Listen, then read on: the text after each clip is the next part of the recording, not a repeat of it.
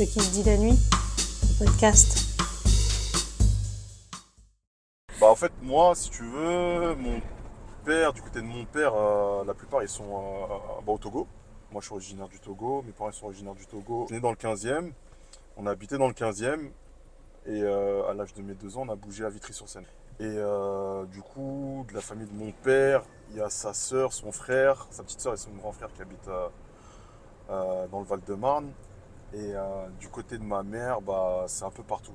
Vu qu'elle elle est aussi ghanéenne et que c'est un pays anglophone, on a de la famille aux États-Unis, de la famille au Canada, et ouais, on est un peu partout, hein. En Allemagne aussi. Et toi, t'es bien en France? Ouais, la France, c'est bien. C'est bien, non? Actuellement, c'est un peu complexe, on va dire, au niveau géopolitique.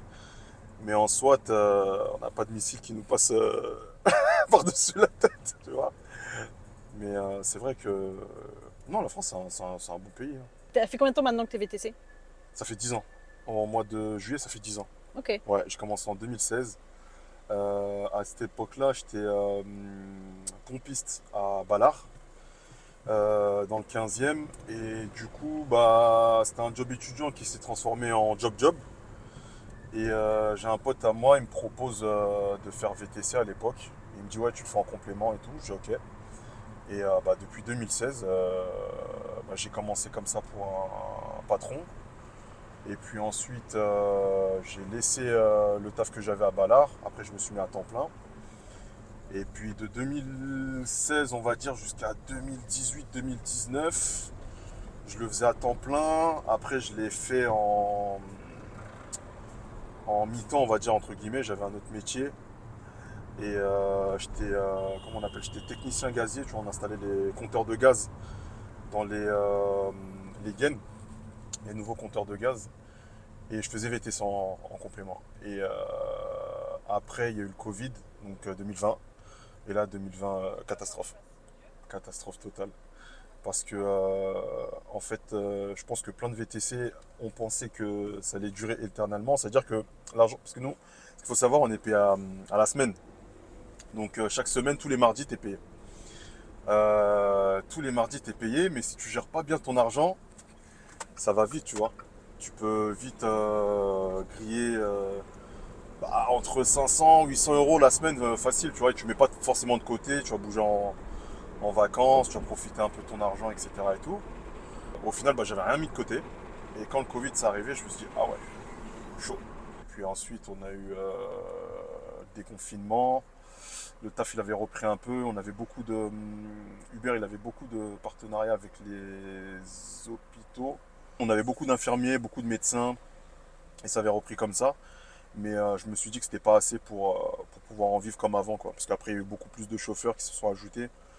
Et j'avais passé, à ce moment-là, je passais ma formation de conducteur de bus, là, comme à droite. Et je faisais conducteur de bus, bah, du coup, en banlieue, vers chez moi, à Vitry. Vitry, Thiers, Choisy. Et je faisais en complément Uber. Donc là, comme ça, c'était très bien. Mais conducteur de bus, là, on le voit comme ça, mais c'est physique. Il faut tourner sa tête à gauche, à droite, faire attention aux gens qu'il y a dans le bus. Des fois, il y a des disputes dans le bus, ça s'embrouille, il faut être à l'affût dans le bus, être à l'affût avec les scooters, être à l'affût avec les piétons, les motos, faire attention à tout. Et du coup, j'ai arrêté le bus et ma belle-sœur m'avait trouvé un taf à la piscine où elle a travaillé en tant que technicien. En gros, nous, on gère le traitement de l'eau, de la piscine, la propreté, l'entretien et tout. Et puis bah, depuis, bah, je fais VTC en plus de cela. Donc voilà. Et tu fais surtout la nuit, toi? Ouais, surtout la nuit parce que Tu c'est fais là quoi comme horaire où en général? ça dépend de mes horaires de repos, mais en général, ça va tourner entre au plus tard que je peux finir à la piscine, ça va être 22. Donc des fois, j'enchaîne le temps de rentrer chez moi. Je suis pas très loin de chez moi, donc ça va. Je vais faire 23 h jusqu'à 3-4 h du matin. Comme des fois, je peux commencer à 20 h et finir à minuit, mais surtout la nuit. Ça roule mieux, premièrement. Ça roule mieux et c'est plus détente en fait, hein. Moi je suis un mec chill, donc du coup la nuit ça me correspond vraiment le mieux, quoi. Il y a, parce que les gens ils ont tendance à penser que la nuit c'est forcément des gens bourrés, etc. et tout, alors que pas forcément. Les gens, j'ai l'impression, sont même plus apaisés la nuit. Ils sont moins dans le speed, moins stressés. La nuit, ça va toujours être une conversation du style est-ce que c'est le début de soirée, est-ce que c'est la fin, et toi, et moi je dis et toi, où et vous, ça dépend de la personne. Et après là, on commence à rentrer dans des conversations un peu plus ouvertes et plus poussées, etc. et tout. Mais la journée, c'est. Pour avoir fait la journée pendant 5 6 ans à temps plein, la journée c'est bien, mais c'est trop. Il y a trop de monde. T'as plus de risques de faire d'accidents, etc. et tout. Et la journée, je trouve, ouais, en fait, c'est plus fatigant parce qu'il faut être à l'affût de tout. Alors que la nuit, comme ça, c'est détente, les gens ils sont ouverts. Et comment je peux dire ça? Et même moi, la nuit, ça, je sais pas si c'est parce qu'il fait nuit, tout ça, à cause de ça, mais en tout cas, je me sens mieux. Je me sens plus libre, plus tranquille. Là, c'est pas la même ambiance, non? Les gens sont Exactement. pas les mêmes Ouais, du tout. rien à voir. C'est le jour et la, bah, c'est le jour et la nuit. Ouais, Exactement. exactement ça. Ouais, c'est le jour et la nuit. Moi, j'habite vraiment proche Paris 13. Ça veut dire que la plupart du temps, soit les courses que je vais avoir, bah, ça va être proche de chez moi à Vitry. Donc c'est soit à Vitry, à partir de Vitry, le Kremlin-Bicêtre, Ivry, Paris 13. Et puis voilà, hein, même je te raconte une anecdote, c'était l'année dernière, bah pareil, à la même période, c'était en février. Je trouve une course. Et en fait, quand j'arrive à la course, je demande aux clients, vous allez à Dunkerque. Et ils me disent, ouais, c'est des Asiatiques. Et ils me disent, oui, en anglais, en gros, tu vois, parce qu'ils parlaient que anglais. Et je leur dis, est-ce que vous êtes sûr? Donc après, je leur montre sur Waze, qui a la Manche. Et moi, je pensais qu'ils parlaient de la rue Dunkerque, à Paris, tu vois, à la gare du Nord. Et ils me disent, non, non, non, ok, c'est ça. Et je leur montre le temps, je crois, il y avait écrit 4h20, truc comme ça. Et ils me disent, yes, yes, no problème. Et on fonce à Dunkerque. Mais le retour, tu l'as fait comment? Je t'explique. On arrive à Dunkerque et quand j'arrive à Dunkerque, il y a un des passagers qui était à l'avant. Il me dit, en fait, je sais pas, il est agacé et je comprends pas pourquoi. Donc il sort de la voiture et là je vois il pète une clope et en fait je pense que avant, parce qu'en fait les deux filles qui étaient à l'arrière, euh, j'ai senti que dans la voix ils avaient reçu une mauvaise nouvelle et c'est pour ça que le mec s'était énervé et de là il me dit, en fait Dunkerque c'est pas possible, faut aller à Calais. Ok. Et je lui dis, Calais? Je lui dis, is 1 hour for road pour aller là-bas en gros. Il me dit, yes, yes, no problem, paye. Je dis, ok. Donc du coup, on fait Dunkerque-Calais. On met 1 heure. On arrive à Calais et en fait, on est parti récupérer un des amis des clients. Et de là, quand je récupère le nouveau passager, je demande en gros, c'est quoi la suite quoi? Et là, ils me disent back to home. Mais non. J'ai seriously? Il me dit yes. No, I pay, no problem. J'ai seriously. Il me dit yes. Choqué. Et du coup, la course, eh ben, me ramène chez moi. Sachant que moi, la course, quand je la prends, elle a 800 mètres de chez moi. Donc ça veut dire que j'ai fait une course et je suis rentré. Ah bah oui, tu m'étonnes. Marc, heureusement, parce que t'aurais atterri là-bas, tu... Ouais, le retour, il aurait piqué. Bah, ouais, t'as été ambitieux quand même d'accepter sans De ouf, savoir, de ouf, de ouf. parce que bon, faut que ça soit rentable quand même. Ouais, exactement. Ben, l'anecdote, c'est quoi? C'est que moi, les clés, ils me l'ont payé ils me l'ont payé En cash. en cash, exactement. Du coup, il n'y avait pas le pourcentage que prennent les applications.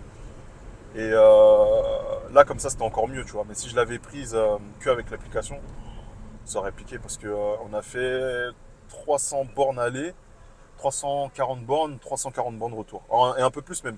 Vu qu'on a fait Dunkerque à Calais, ça nous a rajouté à peu près 80, 90 bornes. Et après le retour jusqu'à Ivry du coup. Truc de fou, mais improbable. Hein. Improbable, ouais, Improbable. totalement improbable. Et t'en as d'autres, des trucs Parce comme que, ça un peu fous, des histoires un peu folles. Course, Mais et tu te souviens de la première personne que t'as chargée? Franchement, C'était peut-être pas alors mémorable. Hein. en Uber, est-ce que ça peut me parler? Non, je m'en souviens pas.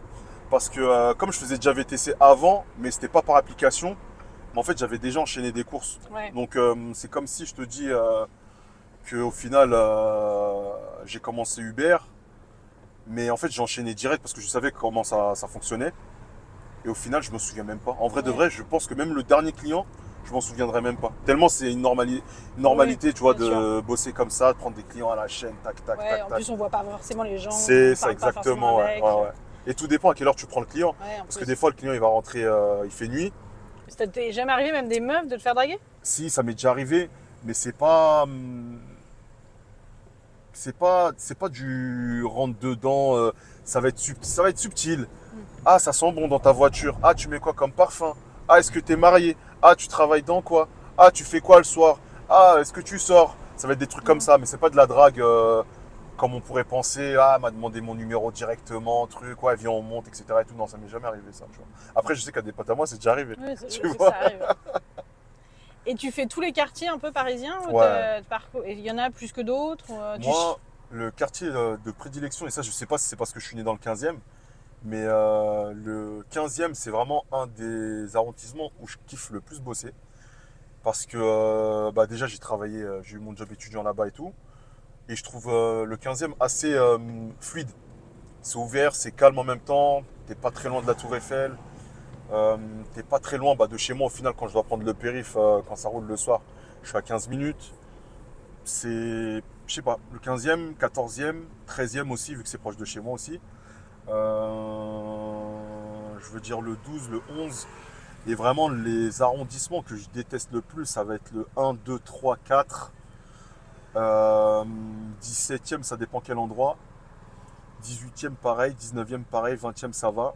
Ça reste proche banlieue aussi. Mais vraiment, les arrondissements où je reste le plus, on va dire, ça va être ouais, côté sud, on va dire. Ouais. Tout ce qui est Porte de Vanves, à côté de Malakoff, Montrouge, peut-être à la Porte d'Orléans, Bagneux. Même le 16e aussi, je bosse pas mal là-bas. Le 8e, quand c'est le week-end, rue Ponthieu, etc. et tout, c'est pas mal aussi, ça bouge bien. Et ouais, puis voilà, mais après, j'ai pas de. Moi, je vais là où le vent me mène, hein. Par exemple, si tu vas à Barbès, bah, si tu fais le comparatif de Barbès à Paris 15, c'est le jour et la nuit. Moi, Barbès, je kiffe. Ça vit. Je peux être au feu comme ça, et je cogite, et un mec comme ça, il passe, et il va me dire ça va ou quoi, Rouya? Tu vois ce que je veux dire? Ça vit. Alors que dans le 15e, par exemple, bah, c'est mort. c'est sûr. C'est très, très, très mort, tu vois. Ouais, ça, c'est fluide. C'est fluide, il y a du passage et tout, mais regarde, je te raconte une autre anecdote. C'est que une fois, je vais à une de mes réservations à Porte d'Auteuil. La réservation, elle est à 4 heures du matin, donc je me rends là-bas à 3h30. Donc moi, je suis sur mon téléphone. Je crois que je regardais une vidéo sur mon téléphone et j'entends que ça toque à la vitre. Et quand ça toque à la vitre droite, je regarde et je vois que c'est une dame avec, tu vois, les traces de larmes Mm. noires et tout. Je dis, oh, qu'est-ce qui se passe? Et je vois, elle essaie d'ouvrir la porte. Donc je débloque, je déverrouille la porte et elle rentre dans la voiture. Et je lui dis, qu'est-ce qui se passe? Et là, elle me parle en anglais. Elle me dit, elle montre du doigt un mec. Et en fait, il l'avait touché, en fait, la fille. Et ça, je te parle de ça à Porte d'Auteuil, à côté du Parc des Princes. Quand c'est comme ça, bah, je lui fais comprendre, mais commande un Bolt et reste dans la voiture le temps que le Bolt il arrive. Au final, le Bolt il vient pas. Au final, elle trouve un Bolt. Je crois que le Bolt annule la course. Je crois que c'était vraiment une course très proche. Ça devait être même pas 1 kilomètre. Donc moi j'en déduis que le Bolt il est arrivé. Il a annulé la course parce qu'il a sûrement eu une autre meilleure course. Et 4 heures passent, 4h10, 4h20, mais moi je suis toujours à l'endroit où je suis. Et en fait, je vois que la cliente elle s'est pas présentée. Donc j'appelle, ça répond pas. Et en fait, on m'a posé un lapin. L'application, ils m'ont payé la course et tout, sans problème. Et je vois le mec qui suit encore la meuf. Donc là, elle traverse et il y a une pompe totale à la porte d'Auteuil. Et elle va là-bas. Mais je vois le mec, il lâche pas l'affaire. Et il la suit, il la suit, il la suit, il la suit, il la suit, il la suit. Mais moi, vu que je suis sur la route bah, voiture, je peux pas le suivre. Donc je suis limite en train de conduire et je fais ça comme ça et tout. Et je me dis non, je vais faire demi-tour. Donc j'ai réussi à faire demi-tour. Je chope la meuf devant. Et je lui dis c'est comment le Bolt et tout. Il est pas venu et tout. Et elle me dit non, non, non, non, non. Elle me fait des signes comme ça. Non, non, non. Non, en gros, parle pas avec moi. Et je lui dis non, c'est moi. Je me débrouille en anglais. J'essaie de lui dire non, c'est moi et tout. Il y a 5 minutes, on Mm. était ensemble. Et elle fait ça, elle approche, elle dit oh, it's possible. Je dis yes, come. Après, je lui montre le mec et elle me dit yes, en gros, j'ai vu. Et je lui dis c'est quoi l'adresse où tu dois aller. Je dis moi, ma course, elle a été annulée et tout. Et je prends, elle met le GPS sur son téléphone et je regarde, je vois, on est à 5 minutes, 1 km. Donc du coup, je la dépose et elle a pu rentrer sain et sauf chez elle, tu vois. Mais je ne m'étais pas dit que à Porte d'Auteuil, une femme, elle pouvait se faire agresser. Ça peut arriver n'importe où en fait. C'est C'est tellement exactement calme. ça, ouais, c'est ça. Et t'as des petites habitudes. Tu fais des pauses toi un peu pendant tes Ouais, courses, je ouais. fais des pauses, ouais. Et tu t'arrêtes où? Ça dépend. Des fois, avant, mon père, il travaillait à la porte d'Orléans, au Total. Il était manager là-bas. Donc avant, je m'arrêtais le voir là-bas. Mais maintenant, il est à la retraite. Et sinon, des fois, je rentre chez moi carrément, hein. Ah Soit ouais. je passe voir des amis à moi qui ont un restaurant dans le quartier de mes parents à Vitry, au Papis. Ou soit je rentre chez moi carrément, je vais voir mes enfants, ma femme, je reste un peu avec eux, après je repars. Ou sinon, des fois, quand il y a un truc à faire au taf, bah, je vais voir mes collègues vite fait, je reste avec eux. Après, je repars, mais ça dépend vraiment, hein. Mais des fois, je peux m'arrêter comme ça, je vais à l'épicerie, je vais acheter des bonbons, une canette de Red Bull, et je me pose, je mets une vidéo, j'attends, je marche un peu. Mais j'ai pas d'habitude, hein, je peux très bien m'arrêter à Porte d'Auteuil, Porte de Versailles, à, bah, je sais pas moi, Porte de Clignancourt, je pose la voiture, je marche, et après je reviens, quoi. J'ai pas d'habitude. Si j'ai des potes à moi qui sont, je te dis n'importe quoi, ils sont à la chicha, je sais pas où, ouais, t'es là et tout, ouais, je bosse et tout, ouais, je me suis posé tout, boum, je vais les rejoindre. Et après on repart bosser ensemble, quoi. Mais j'ai pas de point, j'ai pas d'habitude spécifique, quoi. Il y a une solidarité la nuit plus entre vous? Bah ouais, bah moi j'ai un pote à moi à Macan, bah on s'appelle assez souvent. Là je pense qu'il y a le match là, du Real avec le Bayern, donc je pense qu'il est en train de le regarder. Mais normalement, à cette heure-ci, il m'appelle déjà. Mm. Et je pense qu'il y a moyen qu'il m'appelle dès que le match il termine pour me dire ouais c'est comment, est-ce que t'es parti bosser? Moi je vais lui dire ouais je suis là-bas à tel endroit, ouais c'est comment truc et tout. Lui il va me dire ouais passe à l'aéroport, j'ai un autre pote à moi, il va dire ouais j'étais à l'aéroport, il y avait du trafic, fais attention, nanani nanana. Donc franchement ça dépend. Et Tu tu, vois. et tu regardes Paris quand tu conduis ou pas? Tu profites un peu Que quand en fait ça dépend.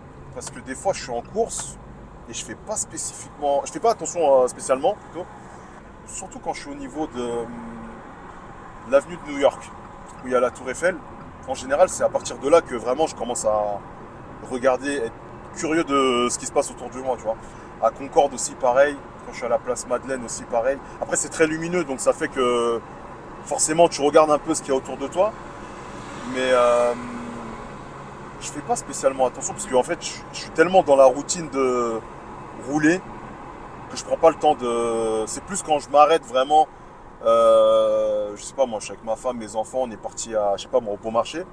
Je dis mais attends venez on pose la voiture, on prend le tram, on va là, on va regarder un peu. Et là je prends vraiment le temps de regarder comment c'est pareil, mais sinon je fais jamais attention, hein. Je fais jamais attention. Des fois il y a même des rues que je connaissais même pas en fait. Et en fait, ce qui est bien avec Paris, c'est que tu es toujours dans l'apprentissage en fait de Paris parce que ça change tout le temps en fait. Malgré que ça reste pareil, et ça change en même temps. C'est trop bizarre à expliquer. Je trouve que par exemple, tu vois, moi j'ai 31 ans, je trouve que en 20 ans, Paris ça a vachement changé quoi. Ça a vachement changé. Bah, déjà le périph' à 50 km/h, c'est incroyable. Ensuite, les berges de Seine qui ont été fermées. Moi, à l'époque, quand j'allais sur Paris avec mes amis, dans les années 2013-2014, on coupait par les voies sur berge? exactement avec comment on appelle, les routes pavées, tu vois. Et je me dis que les nouvelles générations, ils n'ont même pas connu ça. Ils ont reconnu ça, mais sans voiture, quoi, que à pied. Et je trouve ça fou, en fait, que ça change autant. Et à l'époque, c'était un truc de fou. À l'époque, je pense que je profitais plus de Paris que maintenant. Avant, j'étais plus dans l'amusement, on va dire. On sortait plus, on prenait le temps d'eux. Mais Paris, non, c'est, ouais, je pense, la plus belle ville du monde, en vrai, quand j'y repense. C'est cosmopolite. Tu passes de tout à tout. D'un trottoir à un autre, ça change. Euh, mais il y a beaucoup de différenciation sociale, quand même, moi, je trouve, selon les quartiers. Par exemple, dans le 17e, tu passes vraiment de tout au tout, quoi. Tu peux passer de Batignolles, Rome, la Jonquère, la Fourche, où c'est très... il y a beaucoup de différences. Mm. En tout cas, moi, à vue d'œil, quand je le vois, je dis, ah ouais, t'es dans le 17e, mais c'est fou que ce soit aussi différent entre les deux. C'est un truc de fou. Clichy, Saint-Ouen, pile. Ouais, c'est ça. Tu te sens seul parfois quand tu conduis? Hmm, bah après tous les travaux que j'ai fait, il y avait un peu ouais, la plupart du temps c'était de la conduite, hein. J'avais de la conduite, j'ai fait ambulancier, il y avait conduite, conducteur de bus pareil, VTC pareil. Quand j'étais technicien gazier, bah j'avais mon camion. Et en fait non, c'est pas que je me... Non, non, je me sens pas seul, hein. Je suis un mec, j'écoute beaucoup de livres audio en fait. Donc du coup je suis jamais vraiment... je suis seul, parce qu'il y a personne dans la voiture quand je roule à vide. Mais c'est pas la solitude en mode ah je me sens seul et tout, je m'ennuie, je galère et tout. C'est seul en mode t'es avec toi-même et t'es tranquille quoi, t'es dans ta bulle, on va dire. Il y a un moment pour toi, une heure charnière, quelque chose, je sais pas, Le week-end, le week-end ou en à semaine. partir de... Non, parce qu'en fait le week-end et la semaine c'est très très différent. Parce que même si les gens sortent en semaine, c'est pas pareil que le week-end. Par exemple, la personne qui s'amuse, enfin, qui va sortir pour s'amuser un mercredi soir, ça va pas être la même personne qui va sortir un vendredi soir ou un samedi soir. C'est toujours différent et les gens ils sont bah, plus pump up on va dire hein, en week-end. Et si je dois faire le comparatif, bah c'est pas vraiment au niveau des heures, c'est plus vraiment au niveau des jours.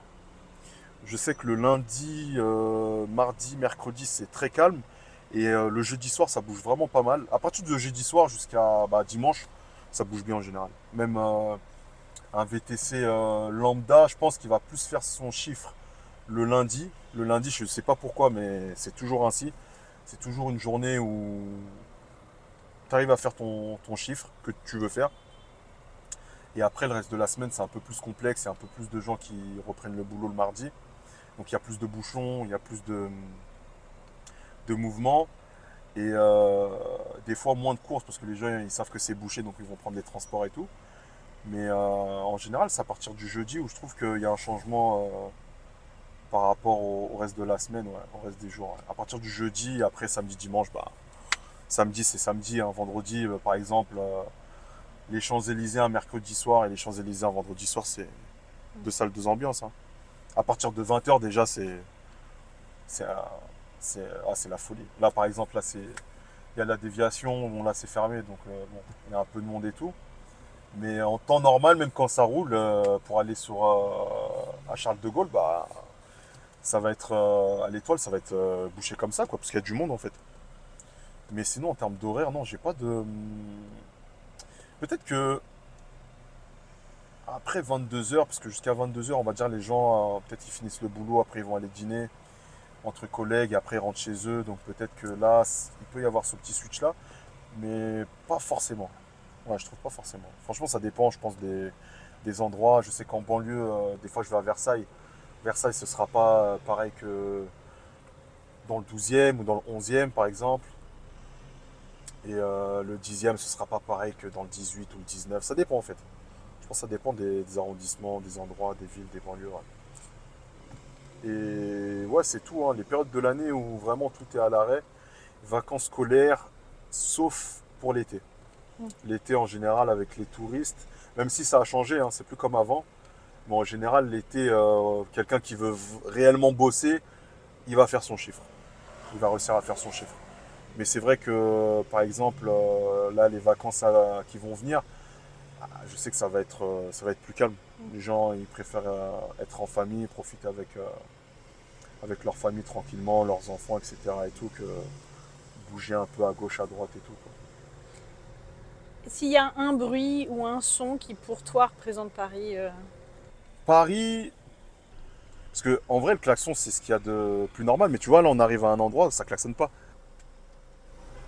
Ah, il y a un klaxon. t'es timide. Ouais, il était timide, c'était pas un gros. Le bruit des oiseaux, bah, par exemple, comment je commence des fois, je vais commencer à 21h, 22h et je vais finir le boulot vers les coups de 4-5 heures. Bah, 4-5 heures, il y a déjà les bruits des oisillons qui commencent déjà. Et je me dis, c'est fou parce que j'ai commencé, limite la journée, il y avait encore un peu de soleil, surtout l'été là qui va arriver. 21 h, il y a encore une lueur de soleil, etc. et tout. Et tu travailles toute la nuit et tu arrives vers les coups de 4-5 heures et tu entends les bruits des oisillons. C'est vrai que c'est vrai, hein. Non, mais c'est cool. Vous Tu venez l'aimes, ta d'écouter vie, en tous les cas. Christopher, Ouais, ma vie, un fragment de ce elle qui se est dit la tranquille, nuit, hein. quelque part Dans entre ce Ballard et milieu, Barbès. j'ai pas de- Si cet épisode vous a plu, abonnez-vous pour ne pas rater les prochains. Et si vous avez une histoire à raconter, écrivez-moi.